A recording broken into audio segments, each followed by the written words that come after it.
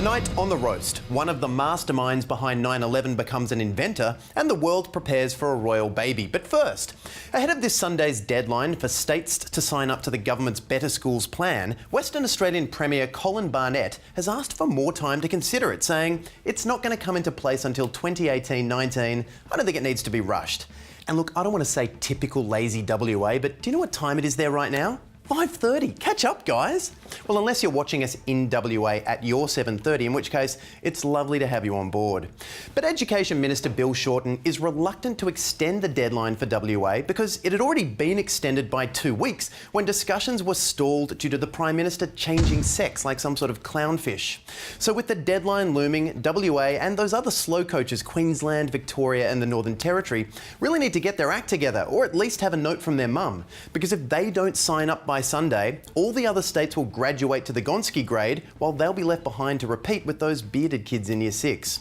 Now, we've got a whole team of reporters covering the Gonski reforms, and Rachel Corbett joins us first from WA with an analysis of their request for a deadline extension.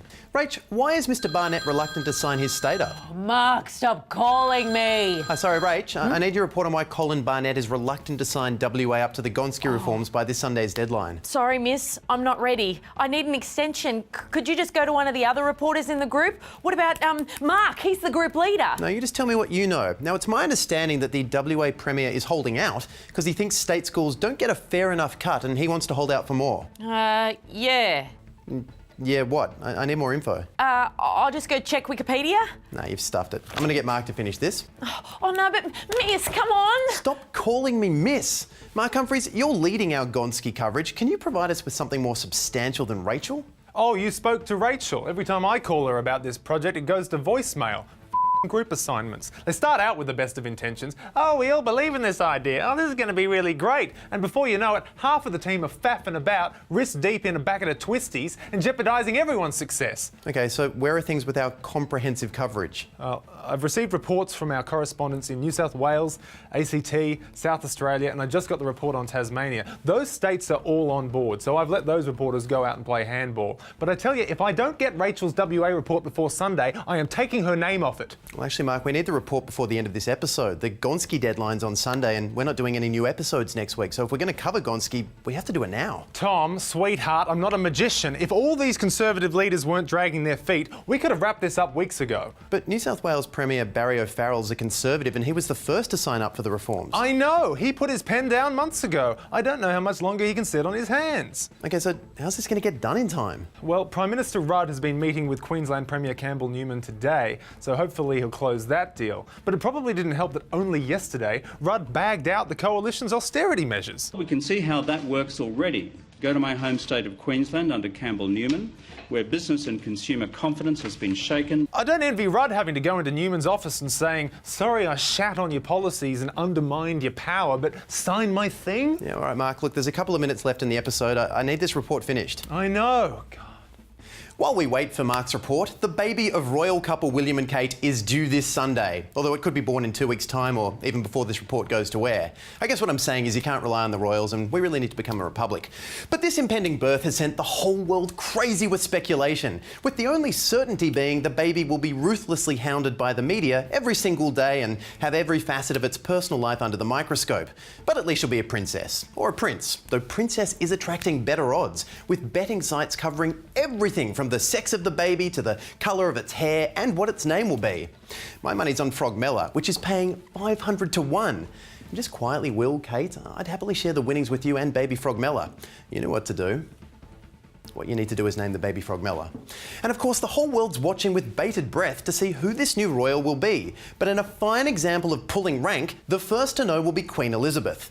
Well, the first to know after the baby's mother, Kate, the doctor who delivers it, the nurses who tend to it, and the person who makes the call to the Queen, since she won't be in the hospital, but will be informed of the birth by a cryptic phone call.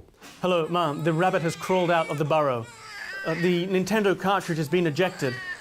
The corgi has escaped from the compound. No, Mum, they haven't really escaped. It was code word. The corgis are fine. The kids popped out.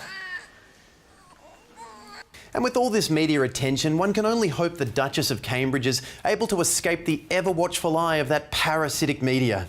But let's cross now to our royal correspondent, Clark Richards, who's been covering every aspect of the birth live from London. No, I'm right here. Jeez, Clark, what are you doing? You're meant to be in London. I know it's a stupid story and I don't really care about it, but still everyone's speculating about the whole birth. About what? I know exactly what's going to happen in the royal baby's life. The baby will be born, it will be a baby, it will grow up, it'll wave, cut ribbons, and eat 14 tons of cucumber sandwiches. Its life has already been written for it, and I've already made 31 years worth of royal reports. What? Let's take a look.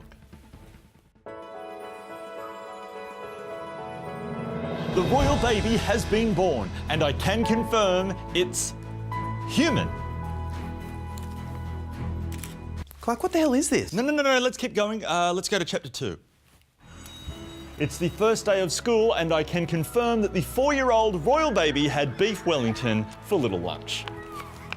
Oh, look at little royal baby walking home with that enormous backpack that maid is carrying. Yeah, okay, I guess that is kind of cute. Skipping ahead. The 21-year-old royal baby is graduating on the same grounds where mother and father first fell in love. As our lives change, come whatever. Friends forever. What happens next? Let's see. The sound of war is non-existent because royal baby isn't allowed to be shot. It's all helicopter rescuing for this 25-year-old royal baby. Just like royal baby's father and Queen Elizabeth, who was a mechanic in World War II. Exactly. Is there romance? Oh, like only the British royals can give us. Yay! Although the royal baby's sister-in-law's bottom is getting a lot of attention. Hey! Put that bottom away! You're stealing focus! This is royal baby's day, not yours. I can't believe the royal baby's already married. It feels like just 5 minutes ago it wasn't even born yet. There's just one more scene I have to show you. The royal baby has given birth to a royal baby. We're having a royal baby! We're having a royal baby! The saga continues. Okay, get out of here. Finally tonight, Khalid Sheikh Mohammed, the self-confessed mastermind of the 9/11 attacks, apparently made quite the unusual request whilst detained by the CIA in a secret Romanian prison. According to a former senior CIA agent, Mohammed, who has a degree in mechanical engineering, asked if he could recreate a vacuum. The CIA said yes. No, wrong answer. If anyone who literally has mastermind in their title asks if they can design something, you say no. Letting genius prisoners build things is exactly how Tony Stark became Iron Man. Only that billionaire playboy built a giant killing suit with flamethrowers, and this 9/11 terrorist designed a domestic appliance. Khalid Sheikh Mohammed is Iron Man. That said, say what you want about his past crimes, Mohammed's really embracing Gitmo's further education opportunities. At Gitmo University, we want to be an accessory to your future. Now, it turns out he was using schematics from the internet as his guide. I can't believe they let him use the internet. You know what else is on the internet? Everything. But it turns out the reason the CIA agreed to prisoners' requests like this was because they didn't want them to go nuts. And there is a slight chance of that when Mohammed had already been waterboarded 183 times. So to keep him sane, in case they might need him later, they kept him occupied. Well, he allegedly had office hours with guards where he'd talk about jihad over tea and cookies. He'd also get homework about information concerning Al-Qaeda. His reward for good answers? A Snickers bar. And Mohammed reportedly liked reading the Harry Potter series as well. And that might sound nice, but the CIA knows Harry Potter can be a powerful interrogation device. And then the sorting hat was placed upon Harry's head. It rumbled and grumbled and thought for a moment before finally saying, "Where is Bin Laden?" What? Where is Bin Laden? I will tell you everything if you just tell me which house Harry is in. Gryffindor. Yay! Now, remarkably, Mohammed's military lawyer, Jason Wright, is prohibited from discussing Mohammed's interest in vacuums, saying, "It sounds ridiculous, but answering this question or confirming or denying the very existence of a vacuum cleaner design would apparently expose the US government and its citizens to exceptionally grave danger." How? Surely if we can just see the blueprints. The CIA says it won't release the blueprints. Oh. Nick, why can't we see the blueprints? How could a vacuum be dangerous? By being the most despotic vacuum cleaner mankind has ever known. Look at it, Tom. I've never seen a more evil-shaped domestic appliance in my entire life. I think it's designed to vacuum entire people. And listen to this. It's got radial cyclone technology and vortex separation. What kind of a psychopath goes around wanting to separate a vortex? Actually, Nick, I'm pretty sure that's just a normal Dyson. Ah. Well, why the hell is the CIA covering it up? Well, if Mohammed gets the patent, perhaps they don't want American families knowing that their new hyper-advanced vacuum cleaner was actually designed by someone whose idea of cleaning up the filth of America used to be something a little different. But that's not fair, Tom. I hate terrorists, but I also love my new rug. So what if I have a guest over for a muffin and he drops crumbs on it? It's either use my Vatkaider 3000 or disrespect my guest with a crummy muffin rug. Either way, the terrorists win, but I could have a crumb-free rug. Back to you, Tom. Okay, thanks, Nick. Nick Richardson there, a really messy man. Now, before we go, let's check back in with Mark Humphries with what I'm expecting to be a fully finished report on the Gonski education reform. Hold on. Oh, come on, Mark, I need the report now. Go! And time up. No, fine, eject. God, that'll have to do.